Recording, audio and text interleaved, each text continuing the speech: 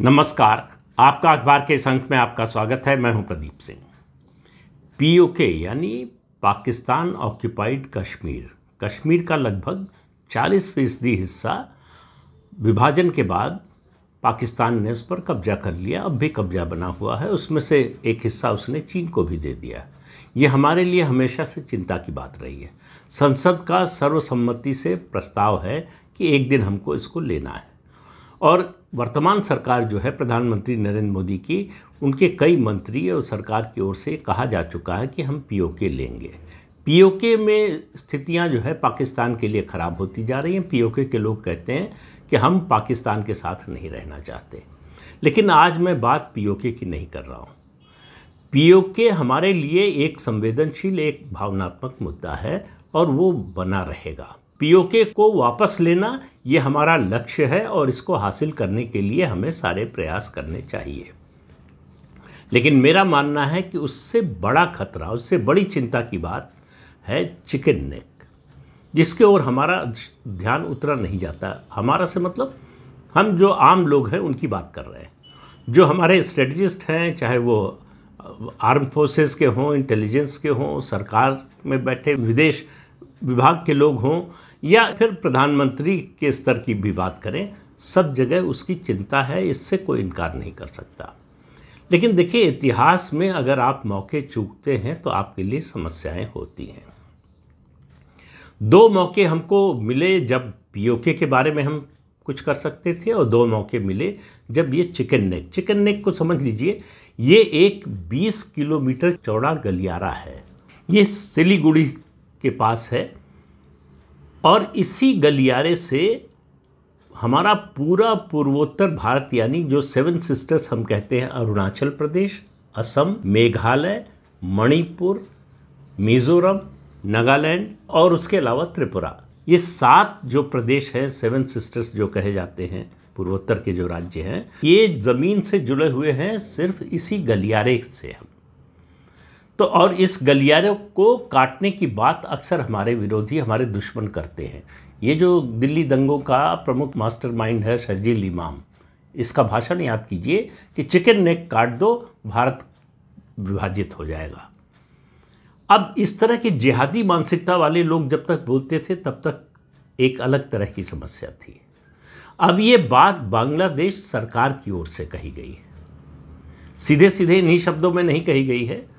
मोहम्मद यूनुस, जो बांग्लादेश सरकार के सलाहकार के रूप में हैं, वो न तो राष्ट्रपति हैं न तो प्रधानमंत्री हैं। वो दरअसल CIA और US के डीप स्टेट के पिट्ठू हैं, जिनको बाइडेन सरकार ने बिठाया था शेख हसीना का तख्ता पलट करके। लाखों करोड़ों रुपए दिए थे तख्ता पलट के लिए। ये अब सब सामने आ चुका है। ट्रंप के राष्ट्रपति बनने के बाद से ये चीज़ें जो है, ये फैक्ट्स सामने आ चुके हैं।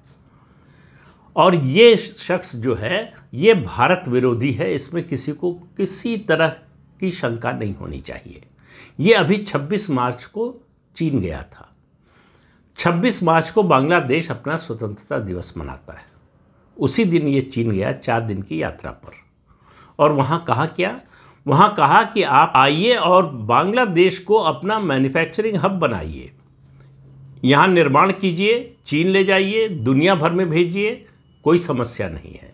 कहा कि भूटान और नेपाल के पास असीमित हाइड्रो पावर है, वो हम आपके लिए लाएंगे। अब आप देखिए, इस आदमी की बुद्धि पर तरस आना चाहिए। ये बिजली भारत से ले रहा है। अडानी का झारखंड में जो प्लांट लगा है वहाँ से बिजली जाती है। तख्ता पलट के बाद जो है पैसा देना बंद किया, तो अडानी ने जो है बिजली देना रोक दिया। फिर किसी तरह से हाथ पैर जोड़ के कुछ पैसे दे के फिर से शुरू कराए सप्लाई, और चीन से कह रहा है कि हम आपको देंगे। 100 से ज़्यादा टेक्सटाइल पार्क बंद हो चुके हैं बांग्लादेश में इसके सत्ता में आने के बाद से। और इसकी बातें सुन लीजिए। और कह क्या रहा है कि ओशियन के इस इलाके में गार्डियन हम हैं, क्योंकि भारत के ये जो 7 राज्य हैं ये लैंडलॉक्ड हैं, इनका समुद्र से कोई नाता नहीं है, कोई लिंक नहीं है। क्यों? कि चटगांव जो है, जो बंदरगाह है, पोर्ट है, वो बांग्लादेश में आता है। और आपको ये पता ही होगा कि बांग्लादेश लंबे समय से, प्राचीन काल से भारत के जो अलग अलग साम्राज्य रहे उनका हिस्सा रहा है। चाहे वो गुप्त वंश हो या मौर्य वंश हो, उस दौरान बांग्लादेश आज का जो है ये भारत का हिस्सा रहा है। अब जो बात कह रहा है ये यूनुस, उसको समझने की कोशिश कीजिए। उसको मालूम है कि भारत चीन के संबंध कितने खराब हैं, कैसे हैं। तो वो चीन को बांग्लादेश में न्योता दे रहा है निवेश के लिए, निवेश के बहाने भारत के लिए समस्या पैदा करने के लिए। अब भारत की नेवी इतनी मजबूत हो चुकी है कि जब चाहे वो, चाहे कराची का पोर्ट हो और चाहे फिर चटगांव का पोर्ट हो, उसको ब्लॉक कर सकती है। लेकिन बात उसी से बनने वाली नहीं है। भारत सरकार पिछले 10-11 सालों से लगातार ये जो चिकन नेक है, 20 किलोमीटर का जो गलियारा है, इसको और मजबूत करने के लिए rail, road, multi modal transport के जितने साधन हो सकते हैं वॉर फुटिंग पर उस पर काम चल रहा है। ये काम हो रहा है। लेकिन ये खतरा तो निश्चित रूप से बना हुआ है कि अगर इस रास्ते को बंद कर दिया दुश्मन ने तो हमारे लिए समस्या हो जाएगी, और ख़ास तौर से जो हमारे 7 राज्य हैं पूर्वोत्तर के, उनके लिए।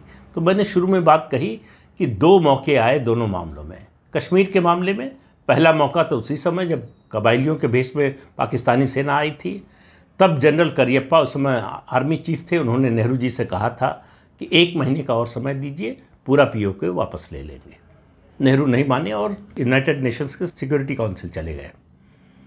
उसके बाद क्या हुआ इतिहास आपको पता है। दूसरा मौका था 1971 में, जब हमने पाकिस्तान को हराया, बांग्लादेश बनवाया, पाकिस्तान के 2 टुकड़े किए। उनके 90,000 से ज़्यादा सैनिक, और ये ए.के. नियाज़ी, याद है नाम उसको, lieutenant general A K. Niazi Pakistani सेना का लेफ्टिनेंट जनरल था। इसने अपने 90,000 से ज़्यादा सैनिकों के सामने आत्मसमर्पण किया।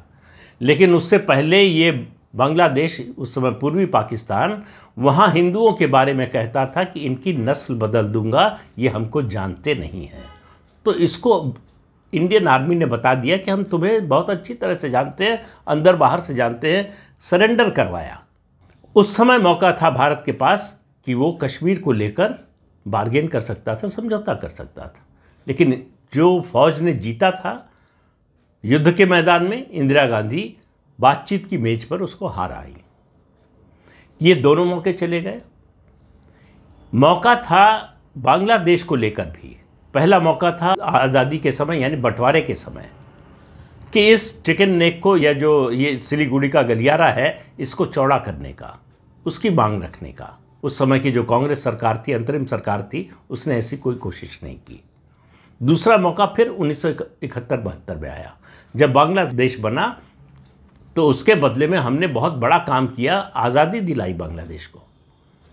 इस चिकन नेक को चौड़ा करने की मांग कर सकते थे हम, ज़्यादा ज़मीन ले सकते थे, तब भी हमने नहीं किया। अब उसकी वजह से खतरा और बढ़ता जा रहा है। जो चीन की विस्तारवादी नीति है और जो ये कठपुतली सरकार बैठी है बांग्लादेश में मोहम्मद यूनुस के नेतृत्व में, वो भारत को नुकसान पहुंचाने पर आमादा है। वो सब कुछ वो काम कर रही है जिससे भारत का नुकसान हो। एक तरह से भारत को चुनौती देने की हिमाकत कर रहे। उनको भारत की ताकत का शायद अंदाज़ा नहीं है। और ये भारत के कई पूर्व सैन्य अधिकारियों ने कहा है कि उनको अंदाज़ा नहीं है, और असम के मुख्यमंत्री की ओर से भी कहा गया है कि हम जब चाहें बांग्लादेश को सबक सिखा सकते हैं, और भी बहुत सी बातें कही गई हैं। लेकिन सवाल ये है कि करें क्या। तो देखिए, जो चटगांव है उसके जो पहाड़ी इलाके हैं, वहाँ लगभग 50 जनजातियाँ रहती हैं। उसमें चकमा, गारो, इस तरह के तमाम जो है जनजातियाँ हैं। इनमें से ज़्यादातर या तो हिंदू हैं या बौद्ध हैं, कुछ इसमें से मुसलमान भी हैं। और ये जो यूनुस है, उसने एक इंटरव्यू दिया कुछ समय पहले, अगस्त में, इंटरव्यू में कहा था, एक भारतीय चैनल से कहा था कि अगर हमको छेड़ने की कोशिश की तो ज्वालामुखी फटेगा और भारत उससे अछूता नहीं रहेगा। ख़ासतौर से नॉर्थ ईस्ट को लेकर उसने धमकी दी कि इसका असर जो है ये 7 सिस्टर्स पर ही नहीं, पश्चिम बंगाल तक पड़ेगा। और कहा कि लाखों की संख्या में बांग्लादेश और म्यांमार में रोहिंग्या बैठे हुए हैं। तो वो एक तरह से भारत को धमका रहा था। कुछ लोग होते हैं अपनी औकात भूलकर जो है वो ज़्यादा बड़बोलापन दिखाते हैं, वही कर रहा है मोहम्मद यूनुस। लेकिन इसको हमको हल्के में नहीं लेना चाहिए बिल्कुल। ये मौका है और ये समय है। और फिर से आपको जो चाइनीज़ दार्शनिक है शुंजू, उसकी बात याद दिलाएं कि समय को अपना साथी बनाओ। ये समय है भारत के लिए एक्ट करने का। हमको कुछ देर के लिए पीओके को भूल जाना चाहिए और ये जो इलाका है इस पर ध्यान देना चाहिए। जो हिंदू बहुल इलाके हैं, जहाँ से हिंदुओं का लगातार या तो पलायन हो रहा है या उनको मारा जा रहा है, अब उस इलाके पर भारत का कब्जा होना चाहिए, भारत का अधिकार होना चाहिए। अगर भारत की सीमाओं को सुरक्षित रखना है, अगर भारत को सुरक्षित रहना है, अगर भारत को एक स्थायी खतरे को टालना है, ख़त्म करना है, तो उसके लिए पिछले 10-11 सालों में पूर्वोत्तर में भारत सरकार ने 6,500 किलोमीटर का नेशनल हाईवे बनाया है, रेल लिंक बनाया है, एयर लिंक बनाया है, एयरपोर्ट बनाए हैं। तो इंफ्रास्ट्रक्चर जो कांग्रेस के समय में इग्नोर किया गया है पूर्वोत्तर में, और ख़ासतौर से आज़ादी के बाद से लगातार, जिससे उनमें एक अलगाव की भावना आ रही थी, उसको जोड़ने का काम इस सरकार ने किया। शुरुआत अटल जी ने की थी और उसको बहुत तेज़ी से आगे बढ़ाया बड़े पैमाने पर प्रधानमंत्री नरेंद्र मोदी ने। उन्होंने तय किया कि महीने में 2 दिन कोई न कोई केंद्रीय मंत्री नॉर्थ ईस्ट के किसी राज्य के किसी ज़िले में जाकर रुकेगा, और उससे जो माहौल में परिवर्तन आया है, जो स्थिति बदली है, वो आपके सामने है कि आज असम में, अरुणाचल में, मणिपुर में, अभी राष्ट्रपति शासन लग गया मणिपुर में, त्रिपुरा में, यहाँ भारतीय जनता पार्टी की सरकार है। मिज़ोरम, नागालैंड और मेघालय, और इसमें से मेघालय में मिलीजुली सरकार। मिज़ोरम में ज़रूर भारतीय जनता पार्टी का कोई योगदान नहीं या कोई शिरकत नहीं है उस सरकार में। नागालैंड में भी शायद बीजेपी के 2 ही एमएलए हैं, उनका समर्थन उस सरकार को है। तो एक तरह से कह सकते हैं कि समर्थन से सरकार चल रही है। ये परिवर्तन आया है पिछले 10-11 सालों में। असम के बारे में, जहाँ के बारे में कभी कोई सोच नहीं सकता था कि यहाँ भाजपा की सरकार भी बन सकती है, लगातार दूसरी बार सरकार बनी है और तीसरी बार भी बनने के पूरे आसार हैं। और जिस तरह से देश का विभाजन किया गया था, अब जरा आप सोचिए, बांग्लादेश को कहाँ पाकिस्तान को दिया गया? पाकिस्तान से बांग्लादेश की दूरी लगभग 1000 किलोमीटर है। पाकिस्तान जो उस समय, मतलब पाकिस्तान था और पूर्वी पाकिस्तान जो अब बांग्लादेश है, उनकी सीमा आपस में कहीं ज़मीन पर कहीं सीमा लगती नहीं है। तो भारत के लिए एक स्थायी समस्या पैदा करके अंग्रेज़ गए। ये जो गलियारा बना, ये इसीलिए बना था कि भारत हमेशा परेशान होता रहे, हमेशा असुरक्षित महसूस करता रहे। तो 1979 से 83 के बीच में बांग्लादेश में ये जो पहाड़ी इलाके हैं, जहाँ जनजातियाँ ज़्यादातर रहती हैं, वहाँ मुस्लिम बंगालियों को लाकर बसाया गया डेमोग्राफी बदलने के लिए। तो इसके लिए ज़रूरी है कि जो बात यूनुस कह रहा है कि ये 7 राज्य पूर्वोत्तर के लैंड लॉक्ड हैं, समुद्र से इनका कोई लिंक नहीं है, उसके लिए ज़रूरी है कि भारत चटगांव पर कब्जा करे। उसी के जरिए पूर्वोत्तर को और भारत को सुरक्षित किया जा सकता है। और ये जो कमी है कि समुद्र से कोई लिंक नहीं है, कोई रास्ता नहीं है, वो कमी भी दूर हो सकती है। चीन को न्योता दे रहा है यूनुस, कह रहा है कि बांग्लादेश आइए, चटगांव के रास्ते समुद्र से जहाँ भी आपको सामान ले जाना हो, व्यापार करना हो, जो भी, आप फ्री हैं करने के लिए।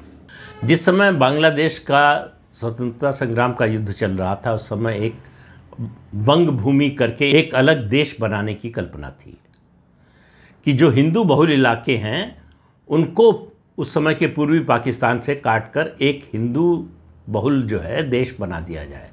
उसके लिए एक बंग सेना भी बनी थी, लेकिन 1973 आते आते वो सब खत्म हो गया। ये सारी योजना जो है बांग्लादेश का जो पश्चिमी हिस्सा है उसके लिए थी। तो इसलिए भारत के लिए ज़रूरी है कि अगर उसको इस चिकन नेक को चौड़ा करना है, इसका विस्तार करना है, तो राजशाही, खुलना, रंगपुर, इन पर कब्जा करना चाहिए, इनको अपने अधिकार क्षेत्र में लेना चाहिए। भारत के लिए रणनीतिक दृष्टि से ऐसा करना, अब इसके अलावा कोई विकल्प नहीं रह गया। इसको इग्नोर करना अब जो है आत्मघाती साबित हो सकता है आने वाले समय में, ख़ासतौर से जिस तरह के संबंध बन रहे हैं बांग्लादेश और चीन के, और जो चीन का रवैया है। चीन जिस तरह से नॉर्थ ईस्ट में घुसना चाहता है, वो लगातार वहाँ डिस्टर्बेंस करता ही है, हथियार देता है, ट्रेनिंग देता है, सब कुछ करता है और लगातार सीमा पर अशांति बनाए रखता है। इसको देखते हुए चटगांव पोर्ट, मतलब चटगांव का इलाका, उसके अलावा ये जो 3 इलाके हमने कहे, अगर भारत इन पर कब्जा कर लेता है, मुझे लगता है पीओके लेने से ज़्यादा महत्वपूर्ण ये होगा भारत की सुरक्षा की दृष्टि से, नॉर्थ ईस्ट की सुरक्षा की दृष्टि से, नॉर्थ ईस्ट में जो अलगाव की भावना है उसको पूरी तरह से ख़त्म करने की दृष्टि से। इस दिशा में हालांकि मोदी सरकार ने बहुत काम किया है, क्रांतिकारी काम किया है, लेकिन ये जो समस्या है, ये जो हैंडीकैप है, ये सिलीगुड़ी गलियारे का, इसकी वजह से बहुत सारी समस्याएं आती हैं। अब इससे अंदाज़ा लगाइए कि इस गलियारे की रक्षा के लिए हमारी सेना तैनात है, इसलिए जो है इसको चौड़ा करना भारत के लिए, मतलब फिर कह रहा हूं कि कोई विकल्प नहीं है कि इसको चौड़ा न किया जाए। और भारत की सुरक्षा और नॉर्थ ईस्ट और सीमाओं की सुरक्षा के लिए ज़रूरी है, और चीन की विस्तारवादी नीतियों पर लगाम लगाने के लिए भी ज़रूरी है। कोई पिद्दी यूनुस जैसा फिर इस तरह की धमकी देने की हिम्मत भी ना कर पाए, इसके लिए भी ज़रूरी है। तो बंटवारे के समय की जो गलतियां थी उनको सुधारने के लिए ज़रूरी है। 1971 में जो चूक हुई उसको ठीक करने के लिए ये ज़रूरी है। पता नहीं, मुझे मालूम नहीं है कि भारत सरकार में जो रणनीतिक लोग हैं वो इस पर विचार कर रहे हैं या नहीं। अब ऐसा तो हो नहीं सकता कि मुझे मालूम है कि ये कितना महत्वपूर्ण है, उन लोगों को ना मालूम है, अच्छी तरह से मालूम होगा। तो ये एक खासियत है प्रधानमंत्री नरेंद्र मोदी की कि वो समय अपना चुनते हैं, किस समय क्या कदम उठाना है इसका निर्णय वो खुद करते हैं। और वो एक अपवाद को छोड़कर आप देखेंगे कि वही लड़ाई लड़ते हैं जिसको वो जीत सकें। और अपवाद कह रहा हूं मैं किसान कानून का, जहां उनको पीछे हटना पड़ा था, वरना उनका जो 24 साल का शासन का काल है, मुख्यमंत्री के रूप में फिर प्रधानमंत्री के रूप में, कभी पीछे नहीं हटे हैं। तो वो लड़ाई जीतते हैं। फिर सुंजू की याद दिलाता, सुंजू ने कहा था कि वही लड़ाई लड़नी चाहिए जो आप जीत सकें।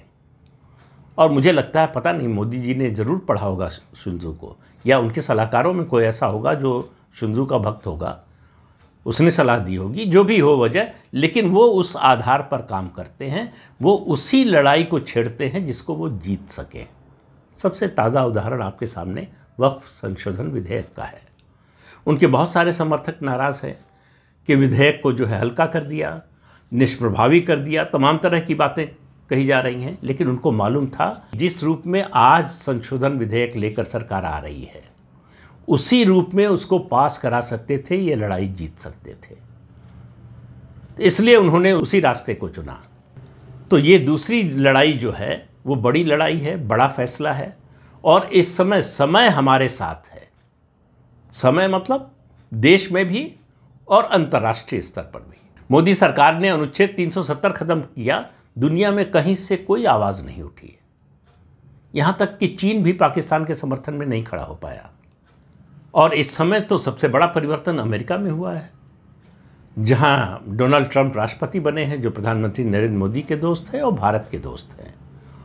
वो अपने देश के हितों से समझौता नहीं करेंगे, ये गलतफहमी नहीं होनी चाहिए कि वो अमेरिका का नुकसान करके भारत का फ़ायदा कराएंगे। लेकिन जहां भारत का रणनीतिक हित सत्ता हो और अमेरिका को उससे कोई नुकसान न हो, वहां वो भारत का साथ ज़रूर देंगे, या कम से कम भारत का विरोध नहीं करेंगे, जैसा बाइडेन एडमिनिस्ट्रेशन करता था कि दोस्ती का हाथ मिलाकर पीछे से खंजर मारता था। उस तरह का काम डोनाल्ड ट्रंप नहीं करेंगे। तो इसलिए ये समय है रणनीति पर आगे बढ़ने का। कब करेगी सरकार, कैसे करेगी, कुछ मालूम नहीं है, लेकिन मेरे मन में ऐसे भाव है कि ये होगा ज़रूर, और होगा मोदी के कार्यकाल में ही। तो इस अंक में इतना ही। अगले अंक में फिर मिलेंगे किसी नए मुद्दे के साथ। तब तक के लिए अनुमति दीजिए। आपसे अनुरोध है कि चैनल देखिए, शेयर कीजिए, लाइक कीजिए और सब्सक्राइब जरूर कीजिए। नमस्कार।